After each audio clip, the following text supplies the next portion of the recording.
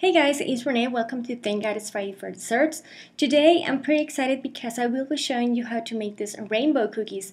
They are super easy to make, and the best part of them is that you don't even need a cookie cutter. And I'm going to be showing you 3 options. So let's go ahead and get started. Okay, so the first thing we're going to be needing is a cookie dough. I have a recipe. I'm going to put it down below if you can check it out if you don't have a recipe that you like. But I'm going to put some flour on the table to kind of prevent my cookie dough from sticking. And I'm going to be using a roller pin. As you can see, some bands on each corner.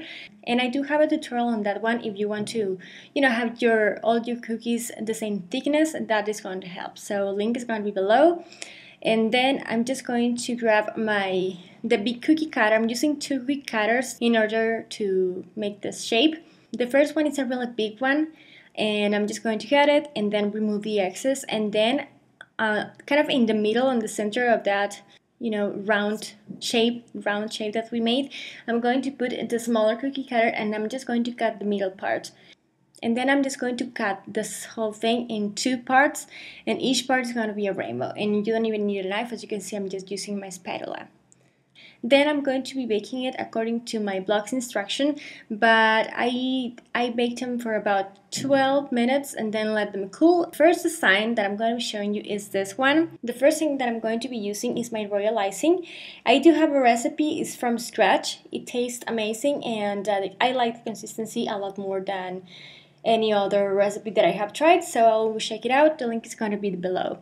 But we're going to start by just applying those clouds, and as you can see, I'm doing it in a kind of zigzag motion, and then I'm just going to kind of remove all the bubbles and stuff like that with my scribe tool. I do have a tutorial on that one. Again, I'm going to put the link of it down below.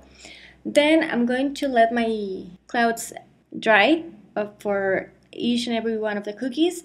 I'm going to be doing the same exact thing for the clouds. And once I have done that, once my icing is kind of dry, it's dry, I'm going to go and just add my first line, which is going to be purple, and then I'm going to arrange it and stuff like that. And I'm not going to wait for this to dry. I'm going to go ahead and add the blue one, and I'm going to arrange it so I get rid of all the bubbles and stuff like that. And then the next color I'm going to be doing is green one. And again, I'm not going to wait for the color that was before that to dry. I'm just going to go ahead and then apply my yellow one, and so on and so forth until you complete the whole rainbow, which is 6 colors. You just have to let it dry, and design number 1 is ready. For design number 2 is kind of similar. First thing we're going to start is by adding the purple line. Again, smoothing all the bubbles with my scribe tool and stuff like that.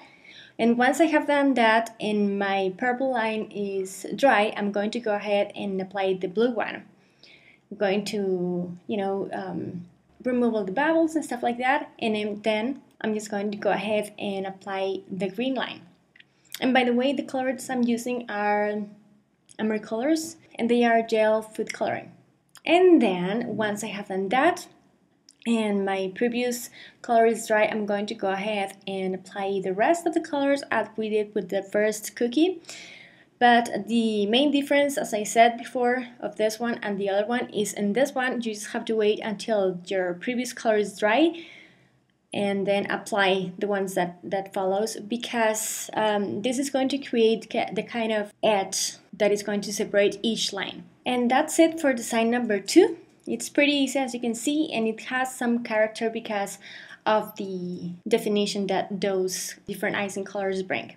And then for the third one is kind of different, but that's why I like it so much. I'm just going to start applying dots on the bottom of the rainbow, and just as many as you want. I applied those, and then I waited for that to dry. Once my kind of first batch was dry, I went ahead and applied dots in the middle of those ones. If I was to do this design again, I would leave those out because I think it looks cuter without those in the middle. And then once my purple dots were dry, I went ahead and applied the blue dots, but in the middle of the purple ones. and that's why I mentioned before that I should have let out purple dots. After I was doing that, and after my blue dots were dry, I went ahead and added the third kind of row of dots. In this case is the green ones, but you have to make sure your previous dots are dry. It's kind of a similar concept to the second cookies, because you have to wait for the first one to dry and then go ahead and apply the second one, and so on and so forth. But this time is with dots and placing them in the middle of the previous ones. Once I completed my rainbow, I realized I had enough space for another kind of row of colors, so I just went with my purple and started all over again, so I would have like 2 rainbows in one. And that is it for the third design. Now, because I was feeling sparkly for some reason, I wanted to add some sparkle to my clouds on some of them, and I just used my disco dust in rainbow, and I mixed that with some flavor. I used almond flavored artificial from Wilton, and then I just applied the whole thing with a brush. And as I said, I did this in some of the cookies, not in all of them, because I wanted to still have the classic one. So that's one thing you can do. And if you notice, the small tiny bottle of disco dust says non-toxic, but a lot of people say that you're not supposed to eat it even though it's not toxic. Now, we have had cookies before with this kind of thing and nothing has happened to us, but if you want to avoid that kind of risk that this may add, you can just go ahead and leave this out. And that is pretty much it. Those are 3 designs that I wanted to share with you. I had so much fun making them, and I think they look kind of cute. So let me know which one of these 3 designs is your favorite, and don't forget to tune in next Friday for the next Thank Guys Friday for desserts. Thank you so much for watching. Don't forget to give me a thumbs up and subscribe, and I'll talk to you in the next video. Bye guys!